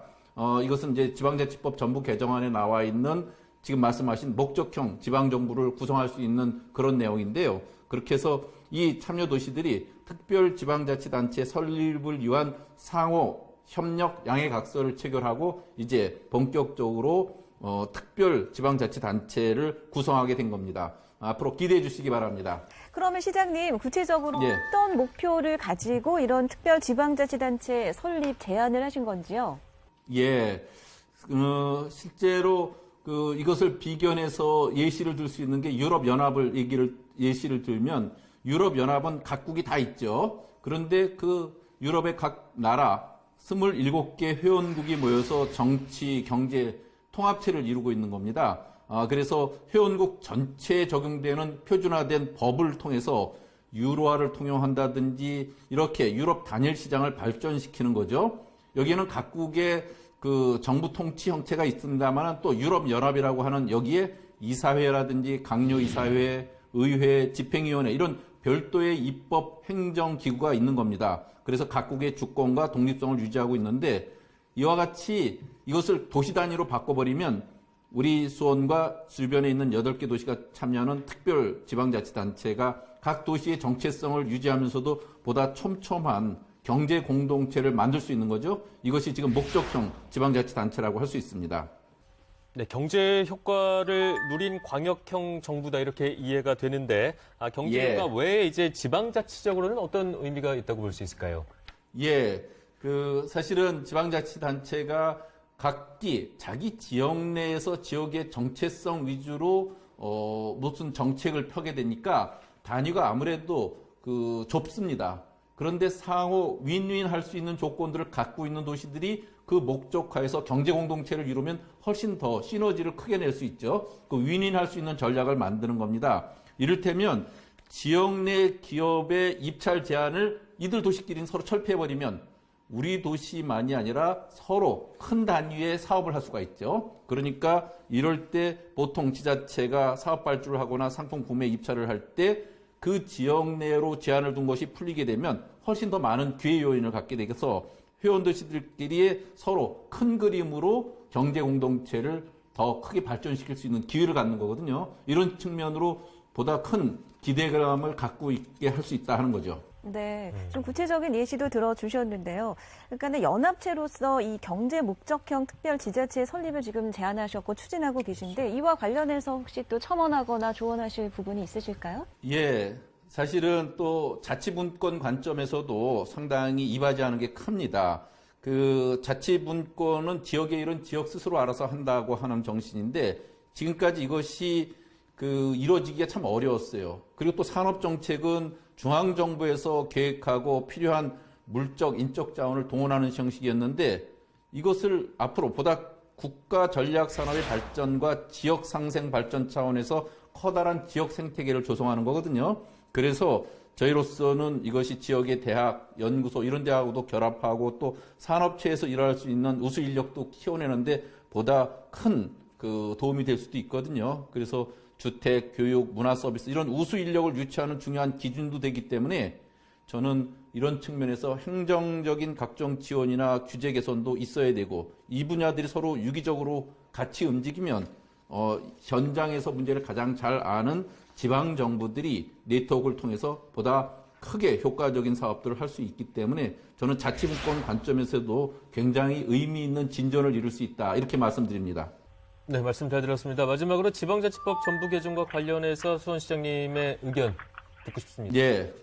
사실은 이제 지방자치법 전부 개정안이 지난번에 이제 제가 최고위원도 돼서 많은 지방정부와 국회의원들의 도움을 갖고 만들었거든요. 근데 지방자치법 전부 개정안 중에 주민자치와 관련된 부분이 소거돼서 굉장히 아쉬움이 컸습니다. 그래서 이 부분은 다음번 지방자치법 개정이나 주민자치법을 새롭게 만들어서 꼭 보완해야 될 사항으로 과제로 남아 있습니다. 그리고 또 하나는 이제 재정부권이라는 관점에서 2단계 재정부권이 미흡하게 끝났기 때문에 차기 정부에서는 또 이후에 보다 실질적인 자치분권에 도움이 되도록 재정부권을 확충하는 일, 이것 또한 우리가 미룰 수 없는 과제가 됐다 이렇게 말씀드립니다. 네, 오늘 이렇게 영상 연결해 주셔서 말씀 고맙습니다. 예, 감사합니다. 네, 염태영 수원시장과 말씀 나눠봤습니다. 최근에 그 지자체 간의 어떤 연계 협력의 어떤 움직임의 그 특징은 바로 그 현장, 또 지방정부에서 스스로 필요에 의해서 문제를 제기하고 그 해결책을 찾는 거거든요. 그런 의미에서 보면 이 특별지방자치단체가 아주 유용한 그런 추진 체계가 될 수 있을 것으로 저희는 생각을 하고요. 실제 지금 광역 또는 기초 단위에서 많은 움직임들이 일어나고 있습니다. 광역 단위에서는 우리가 흔히 부울경 메가시티는 많이 알고 계실 것 같고요. 대구 경북에서도 통합 논의를 이어가다가 현실적으로 특별자치단체부터 먼저 시행을 하고 그 경험을 가지고 통합으로 가자라고 하는 공감대 하에 특별지방자치단체 설치 움직임이 있고요. 광주, 전남 역시 마찬가지입니다. 그리고 대전, 충남, 충북, 세종이 또 충청권 메가시티를 이제 구상을 좀 하고 있습니다. 기초 단위에서는 아까 말씀드렸던 그 내포 신도시는 이제 조합 형태로 가게 되겠고요. 지리산권 그 관광개발 특별지방자치단체, 또 아까 수원시장께서 말씀하셨습니다만 그 경기 남부 지역에 그 반도체를 기반으로 하는 스마트 벨트, 그 다음에 DMZ 그 접경 지역 중심의 어떤 그 특별지방자치단체 움직임이 있습니다. 정부에서는 이런 어떤 지역의 어떤 자발적인 어떤 그 연계 협력과 그 지역 주도의 어떤 발전 전략에 대해서 범정부적인 어떤 지원 협의회가 현재 가동되고 있습니다. 맞춤형으로 꼭 필요한 지원을 적극적으로 지원해 나갈 그런 계획이고요. 또 하나의 어떤 성공 사례가 쌓여서 다른 자치단체에서도 이런 움직임이 확산되기를 기대하고 있습니다. 그러면 요즘에 자주 우리가 볼 수 있는 메가시티라는 용어도 결국은 이런 특별 지방 정부의 한 형태로 볼 수가 있겠네요. 네, 제가 좀 말씀드리겠습니다. 우리 지방행정의 특징 중에 하나가 한 10년 주기로 딱 한 번씩 지방행정 체제 개편에 대한 얘기 나옵니다. 그 무슨 얘기냐 그러면은 243개 지방자치단체 개수가 너무 많다. 이걸 좀 줄이자. 이런 얘기 한 세력과 개수가 너무 적다. 좀 늘리자. 예를 들어서 뉴저지만 하더라도 인구 800만인데 지방자치단체가 550개예요.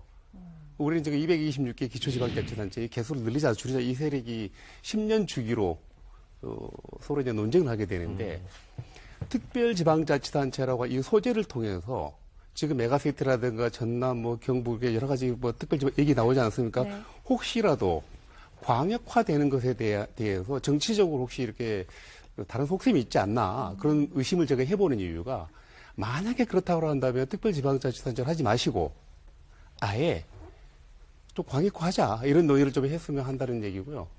특별히 메가시티와 관련해서는 저는 원칙적으로 찬성합니다. 왜냐하면 지금처럼 수도권, 비수도권 간의 이 불균형 발전이 심각한 상황에서 어떤 형태로든지 핵폭탄급 말하자면 제2수도권을 만들 필요가 있는 거예요. 이게 특별지방자치단체라고 하는 특수한 임무를 가지고 있는 건데 이게 예를 들어서 수도권의 경쟁 대항마로서 특수한 임무라고 한다면 그렇게 명시하면 됩니다. 근데 그런 부분들에 대한 논의가 없고 대구 경북이다, 뭐 전남 광주다, 여러 군데 또 세종 충남이다라고 하다 보니까 그냥 광역화 논리, 10년 주기설로 나타나는 행정 통합 논리 이 부분이 좀 안타깝다는 생각이 들고, 우리 일부에서 어떤 논의했었냐 그러면은 미국의 지방자치단체, 유럽의 지방자치 규모가 아주 작지 않습니까? 개수가 많고. 그랬을 때 민주성이 확보가 되고 우리 동네에서 내 삶을 책임지는 지방자치, 또 한편으로 효율성 생각하다 보니까 이 규모를 좀 키워야 되고, 그래서 한편으로 규모를 키우되 또 다른 한편으로 규모를 작게 하면서 휘들과 날줄 어떤 그런 개념으로 이게 균형을 이루어가야 되는데, 자칫 최근에 논의되고 특별지방자치단체 이 문제가 작아지는 것, 쪼개는 부분에 대해서는 또 관고하고, 오로지 큰 문제들 좀 확대하겠다, 좀 세를 불리겠다, 이런 식의 논의만 이루어지게 되면 특별지방자치단체 개념 자체가 이게 하나의 그 희생물이 될 수 있다.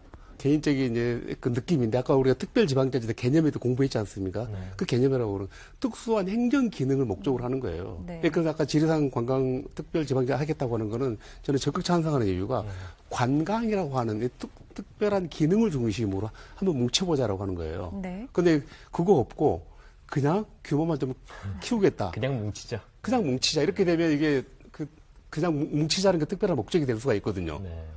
그걸 우리가 법적으로 이렇게 정당화시킬 수 있을 것인가에 대해서는 조금 이제 의문이 가기 때문에 좀 그 부분에 대해서는 좀 이제 문제를 제기하고, 다만 이제 아까 그 부울경에 대해서는 저는 다른 목적으로 굉장히 찬성합니다. 수도권 비수도권. 그렇죠. 그래서 그 정도로 좀 만들어줘야 지금처럼 파행적인 대한민국 불균형 발전을 조금이라도 시장할 수 있지 않을까, 이런 생각인 겁니다. 네. 부울경뿐 아니라 이제 메가시티가 추진되는 가장 큰 기저의 이유에는 수도권 일국주의를 타파해야 하는 지역의 소멸 위기가 깔려있지 않겠습니까? 그렇죠. 제가 전북개정 지방자치법하고 관련해서 다행인 점이 특별지방자치단체라는 제도적 범주가 새로 이제 만들어졌단 말이에요. 아까 남은 시장님도 조합보다는 특별지방자치단체로 전환하면은 좀 더 효율적이고 유기적으로 협력할 수 있는 상생 협력의 거버넌스가 될 수 있다라는 차원에서 그런 말씀을 주셨기 때문에, 그런 면에서 새로운 제도적 범주가 생긴 것은 굉장히 다행이고, 또 일부 주제와 관련해서 얘기할 수 있는 거는, 만약에 특별지방자치단체를 만들었는데 기관 구성 다양화가 되지 않았다라고 한다면은 특별지방자치단체 장을 직선으로만 뽑아야 되는 불편함이 있을 수도 있었다라는 거죠.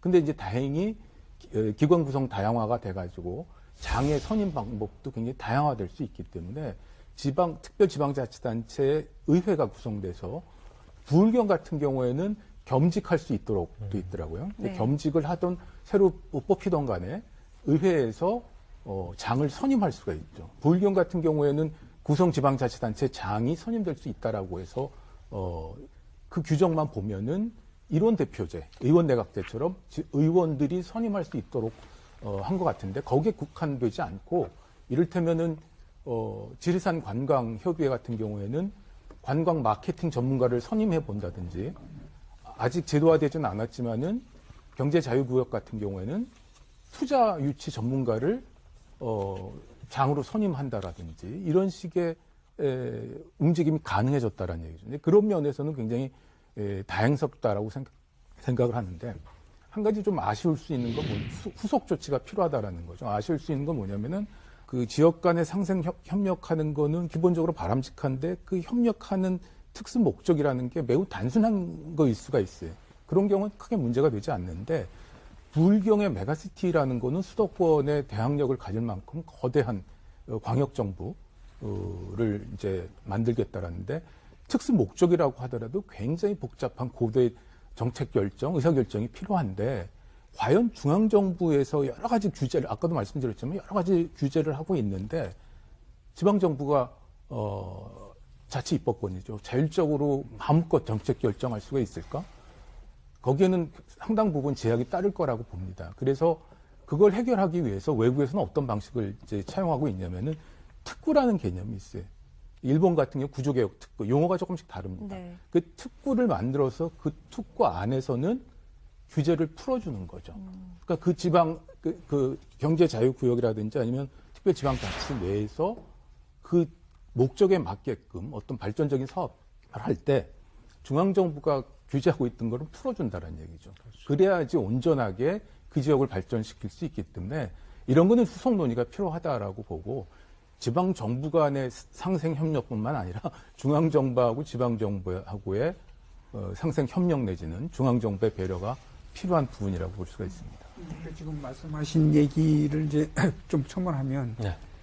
지금 특별지방자치단체가 구성이 되면요. 지금 시도를 만약에 구성체로 한다면 시도가 갖고 있던 권한을 올려주는 방법도 있고요. 그렇죠. 좀 중앙정부가 갖고 있는 권한을 이양을 해주는데 지금 이양을 하려면 법령을 바꿔야 되거든요. 지금 뭐 특구 개념도 똑같은 개념인데, 근데 현재 지금 정부는 이양은 중장기적으로 하고 1차적으로 위임 방식으로 해서 혹시 그 특殊목적을 수행하는데 필요하다면 현재 각 부처가 갖고 있는 권한을 위임해주는 형식으로. 그 위임은 협약만 맺으면 되거든요. 네. 네, 그런 방식으로 하고 있기 때문에 지적하신 문제는 뭐 큰 문제는 없어 보이지 않겠나 생각이 됩니다. 좀 덧붙여서 말씀을 드리면 위원장님께서 말씀하신 그 위임 그것을 하기 위해서 분권 협약이라고는 제도를 새롭게 지방자치법에 지금 보완해서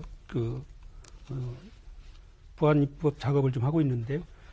개개 각 그 중앙부처가 갖고 있는 권한을 분권 협약이라고 하는 테두리 내에 넣어서 일종의 계약 개념이잖아요. 그렇게 해서 일괄적으로 좀 위임을 해줘서 특별자치단체가 그 업무를 좀 신속히 처리할 수 있도록 좀 새로운 제도도 같이 만들고 있다라고 말씀을 좀 드리고 싶습니다. 네.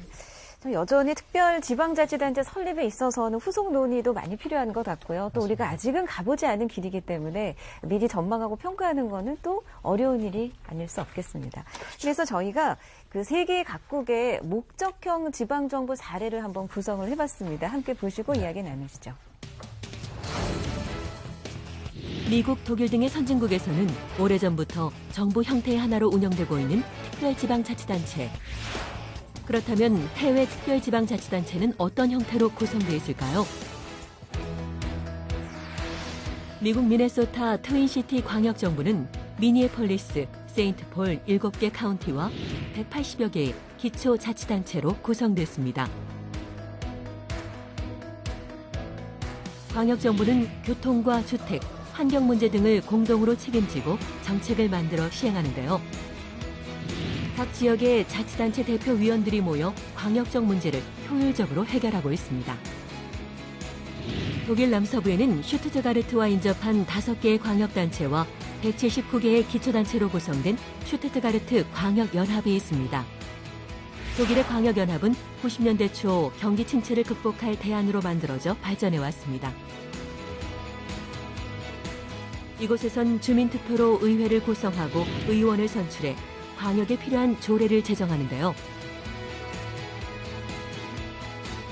녹지 교통 계획과 경제 육성 등 크고 작은 지역사회 문제를 공동으로 협력해 해결하고 있습니다. 나라마다 지역 특성에 따라 구성된 특별 지방자치단체. 진정한 지방자치 실현을 위한 새로운 방향을 모색할 시점입니다. 세계 각국의 특수 목적형 지방정부 사례를 보셨습니다. 근데 보고 나니까 또 우려가 기대로 바뀌네요. 맞아요. 네. 우리도 해외처럼 좀 목적에 맞게 지방자치단체끼리 함께 협력을 잘 해나갔으면 좋겠다 이런 생각이 드는데 좀 첨언해 줄 말씀이 있으실까요, 두 분 교수님은? 사실 이제 슈투트가르트의 경우에는 단체장을 선출하지 않습니다. 선출하지 않고 의회가 그 사무총장을 지명하고 그래서 집행국도 가지고 있고 약간 우리 기관 대립형 느낌이 조금 나긴 합니다. 왜냐 그러면 사무총장이 의회 의결에 대해서 경우에 따라서는 거부도 할 수 있거든요. 그런데 이제 누가 보더라도 지방 기관 통합형인데 살짝 기관 대립형 느낌을 좀 주는 거고 그다음에 이제 규모는 아까 보시는 것처럼 180개 정도 기초지방자치단체 연합해서 만든 거고요.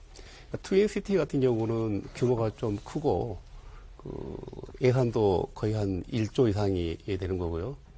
그 다음에 이제 우리 기관 대립형하고 조금 유사합니다. 그러니까 그 최고 책임자를 주의회에서 아마 지명하는 거고요. 그래서 반드시 어떤 형태를 우리가 꼭 따라야 한다 이런 규정은 없는 것 같고요. 제가 연구를 좀 잘해서 예를 들어서 지금 트윈시티하고 슈투트가르트 굉장히 큰 규모입니다. 조금 작은 사례들도 굉장히 많거든요. 연구에서 특별지방자치단체 본질에 맞게 좀 출범을 모범적으로 해야 이게 나중에 좀 더 확장성이 있다 이런 생각이 저는 늘 듭니다. 네. 특별지방자치단체의 가장 좋은 예로 가까운 일본이 있거든요. 네. 광역연합이라고 하는 제도인데요. 2000년도에 특히 이제 오사카 지역을 중심으로 해서 그러니까 오사카 지역에 있는 분들은 1960년대 이후로 오사카도 계속 동경에 비해서 좀 이렇게 낙후됐다고 느껴지는 것 같습니다. 그래서 오사카에 있는 2개 부, 그다음에 6개 현, 4개의 지정도시라고 하는 대도시들이 있는데 모여든 협력 조직이죠. 그래서 12개가 구성되어 있고 그다음에 주로 하는 업무도 많습니다. 광역 방제, 의료, 관광 진흥, 그다음에 공무원 교육, 연수 뭐 이렇게 이런 분야에 12개 지방자치단체가 협력하는 거죠. 네, 그래서 나름 좋은 성과를 거두고 있지 않나 이런 평가도 있거든요. 그래서 이런 것도 저희들이 특별지방자치단체를 활용하는데 좋은 참고가 될 거라고 봐집니다. 네. 그 특별지방자치단체는 기본적으로 이제 협력 사업을 위한 건데요. 협력 사업은 기본적으로 지방 정부 간의 소통 협력을 잘 해야 되는 게 중요하고 또 아까 말씀드린 대로 경우에 따라서는 중앙 정부도 협조를 해야지 소개 목적을 달성할 수가 있습니다. 그런데 뭐 관광이라든지 선호하는 여러 가지 협력 사업, 경제권을 만든다든지 이런 것도 있지만은 협력 사업 중에는 주민들이 굉장히 싫어하는, 선호하지 않은, 뭐 우리가 비선호 시설, 혐오 시설 뭐 이런 얘기를 하죠. 이런 것들은 주민들의 이해나 지지 이런 것들이 좀 있어야지 원활해집니다. 가령 아까도 일본 사례 얘기를 했지만은 그 쓰레기 소각장 만드는 게 한때 굉장히 혐오 시설이라고 해서 주민들이 현수막을 내걸고 막 반대하고 그랬잖아요. 뭐 그런 현상은 아직 전부 해소됐다고 볼 수는 없는데 그래서 일본에서 생긴 원칙이 자군의 처리 원칙입니다. 너희 동네 쓰레기는 네 동네에서 해결하라. 네. 이런 식의 이제 원칙이 생기다 보니까는 어떤 일이 발생하냐면은 동경 시내 안에 번화한 백화점이 있고 환승역이 있는 토시마구라고 하는 데인데 거기에 쓰레기 소각장을 만들었어요. 네. 다른 데서 광역 쓰레기 소각장을 받아주지를 않으니까는 굉장히 그냥 직관적으로 생각해도 도시 미관도 해치고 그게 이제 오염 물질을 철저하게 차단한다고 해도 환경 문제 있을 수도 있고 그 부지를 마련하는데 굉장히 비쌀 수도 있고 결코 바람직한 대안이 아니죠. 그래서 그런 거는 주민들의 양보, 협력, 지지 이런 것들이 필요한데 다행히 한국 같은 경우에는 모문 사례가 있습니다. 경기 동부 지역에 여주, 이천, 하남, 광주, 양평 이 5개 시군이 협력해서 광역 쓰레기 소각장을 만들었는데 이런 이제 좋은 의미에서 협력 사업뿐만 아니라 비선호 시설 같은 경우에도 협력을 해야 될 필요가 있을 텐데 그럴 경우에는 주민들의 이해 또 협력 이런 것들이 또 필요하다라는 점을 덧붙여 말씀드리고 싶습니다. 자, 국민이 만드는 나라 오늘 3번째 방송으로 내가 만드는 정부. 오늘 지방의회와 지방정부 또 그리고 목적형 지방정부에 대해서 말씀 나눠봤습니다. 막연하게 들리던 이 지방자치, 내가 만드는 정부가 어떤 구체적인 그림이 그려지는 것 같아서 기대감을 품게 됩니다. 네. 오늘 마지막으로 하실 말씀을 한 분씩 여쭈면서 마무리를 짓도록 하죠. 먼저 위원장님. 네. 오늘 논의된 이슈들이 32년 만에 개정된 지방자치법 중요한 내용 중에 하나들이라고 생각합니다. 근데 지방자치법 전부 개정안이 두 축에 의해서 만들어지는데 하나가 이제 주민주권 구현이라고 하는 목표와 하나는 국가 운영 가버넌스를 바꾸자고 하는 틀입니다. 특히 국가 운영의 가버넌스를 종전에는 수직적, 중앙지방 수직적 이런 관계를 수평적 동반자 관계로 바꾸자고 하는 차원의 얘기거든요. 그래서 특히 전자의 관점에서 기관 구성을 다양화한다든지 또는 특별지방자치를 설치하는 것을 결국 주민들이 선택하는 중요한 결정이다 이렇게 받아들여지면 저는 주민주권의 구현에 크게 기여하리라고 기대가 되고요. 그다음에 제가 특별지방자치를 만들 때 특수 목적을 가질 때 일단 그 주도를 지역이 하고 그다음에 중앙정부가 지원해주는 그런 구도면 좋겠다. 그다음에 이제 그와 관련된 이슈들이 특히 이제 중앙과 지방의 협력 체제를 강화하기 위해서 내년 1월 13일부터는 중앙지방협력회의라는 법이 발효가 되고 그 법에 의해서 중앙지방협력회의라고 하는 기구가 운영됩니다. 네. 그래서 한번 내년 상반기에 지금 준비를 하고 알고 있는데 그러면 지방자치에 관련된 전체적인 내용은 물론이고 특히 특별지방자치단체라든지 또 기관구성 관련된 좋은 의제들이 있으면 저는 거기서 충분히 중앙지방협력회의를 통해서 논의가 되고 또 결정돼서 또 지역의 기대라든지 또는 중앙정부 지원 등이 뭐 동시에 이렇게 이루어질 수 있는 좋은 제도적 장치가 마련된 것이 아니냐 하는 측면에서 상당히 기쁜 마음이고요. 특히 오늘 이런 중요한 자리에 또 국민들께 이런 걸 또 홍보도 해드리고 또 국민들 지지를 또 얻는데도 크게 한 자리라고 생각돼서 우선 감사의 말씀도 곁들여 드리겠습니다. 네, 맞습니다. 결국 지방자치의 주인은 국민입니다. 지역 단위에서는 우리 주민이라고 이렇게 말씀드릴 수 있겠는데요. 국민들께서 직접 참여를 해서 당면한 문제를 스스로 해결해 나가는 그런 부분들이 지방자치의 본질입니다. 국민 여러분들께서 내가 사는 지금 이곳에 있는 어떤 문제를 내가 참여해서 적극적으로 좀 해결해 보겠다고 하는 것이 자치의 출발점이고요. 오늘 소개해드린 기관 구성 다양화든 특별지방자치단체든 주민들의 관심과 참여가 저는 성공의 정착의 핵심적인 어떤 요인이다라고 말씀드리면서 그 부분에 대해서 많은 참여와 관심을 좀 부탁드리겠습니다. 네. 김태형 교수님. 예. 저희가 지혜를 모아서 특별지방자치단체를 좀 활성화해서 맞춤형 DIY라고 가구라고 그러죠. 네. 그래서 국민들이 맞춤형으로 지방정부를 마음껏 자유롭게 만들 수 있고 또 폐지할 수도 있고 그런 새로운 시대가 열리지 않았나 이런 생각이 듭니다. 다시 한번 좋은 기회를 마련해 주셔서 지방자치 발전에 큰 도움이 되게 하시고 우리 관계자 여러분들께 깊은 감사의 말씀 드리겠습니다. 고맙습니다. 네. 마지막으로 최원호 교수님. 네, 마침 작년에 큰 폭의 지방자치법 개정이 있었고 해서 오늘 주제는 기관구성 다양화와 특별 지방자치단체에 국한돼 있었지만은 기타 법 개정 사항을 보면은 지난 30년 동안 운영을 하면서 불편하게 느꼈던 사항들이 큰 폭으로 개정이 됐습니다. 그래서 아직도 여전히 좀 아쉬운 부분은 있지만은 적어도 법 제도상으로는 유연성과 자율성이 많이 신장이 됐다라고 생각을 합니다. 그런 의미에서 보면은 앞으로 또 30년 다음 한 세대를 맞는 어떤 변곡점이 될 수 있다라고 볼 수가 있고 다음 한 세대의 발전이 기대가 됩니다. 최근 우리를 지방자치 환경을 둘러싼 그 변화를 보면 굉장히 사회경제적 환경 변화가 녹록치 않습니다. 그러니까 지방은 이제 인구가 적어져 갖고 지방이 소멸되는 소멸 지수라는 게 있죠. 그리고 이제 인구가 고령화된다라든지 AI라든지 그 기술적 환경 변화라든지 지금 일본이나 유럽 같은 경우는 이제 성장이 정체돼서 재정 수입이 굉장히 열악합니다.